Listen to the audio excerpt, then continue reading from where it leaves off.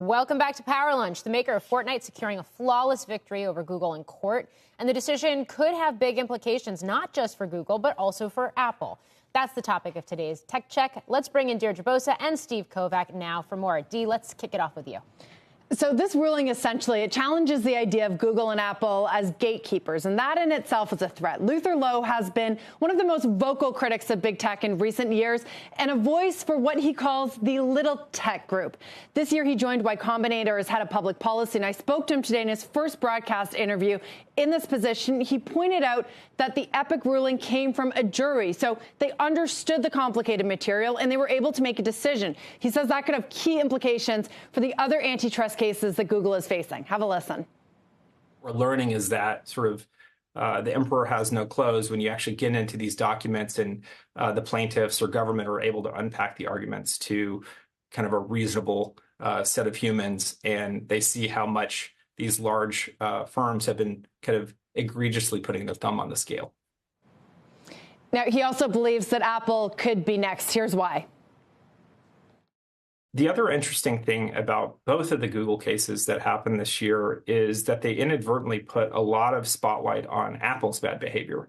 And I think the walls are sort of closing in on Apple because the Epic case was all about how Google's self-dealing and kind of treatment of developers with regard to the Google Play Store. That complaint has been primarily mounted against Apple. And I just think that if you come up with a solve for Google, it's hard to not then turn to Apple and say, okay, well, what are you guys going to do? So Luther was involved in another tech battle that we talked about just yesterday, the blue versus green bubble, Android versus Apple messaging battle. He says that little tech is on the march, and the Epic ruling is another win for that camp. And we've seen more sort of cracks in these walled gardens just over the last year or so. So I think the question that this Epic trial and ruling brings up is how much more is there to go? Who's next? How is this likely to affect Google and Apple? I mean, is this? I can see how big it is for Epic. How epic is it for Google and Apple? Yeah. Epic represents a group of so-called little tech. They're not that little, but it's billions of dollars in market cap versus trillions of dollars in market cap. That's why we call them little.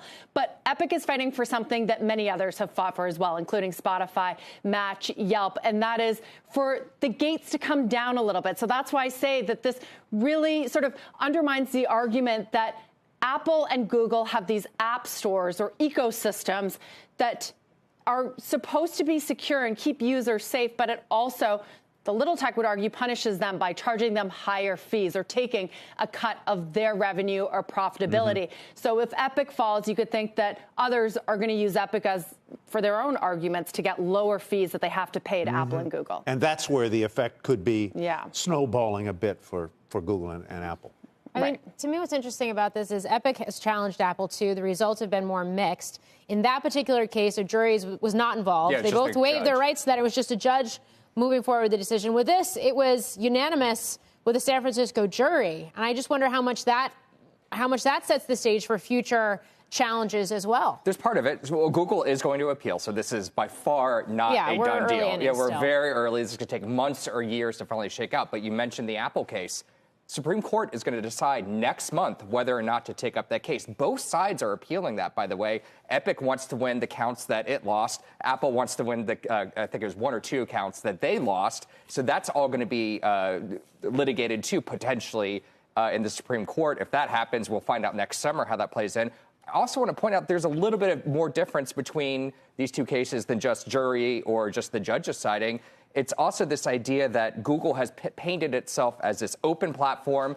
You can sideload apps, meaning you can download apps directly from the internet if you want to. That's true. You can use other app stores. For example, Samsung has its own app store. That's also true. But what kind of goes unsaid from Google is they cut these special deals with these manufacturers to make Google Play, the app store for Google devices, the default for app distribution on those devices. On an Android. So effectively turns it into just like an Apple device. So, the contract you might have or, implicit contract you might have when you buy an Apple device, you know what you're buying into. When you buy into an Android ecosystem and they tell you it's open, you can use any app service you want, that's technically true, but in practice, not as true as Google makes it sound. So that was part of the crack in the case that Google had just now.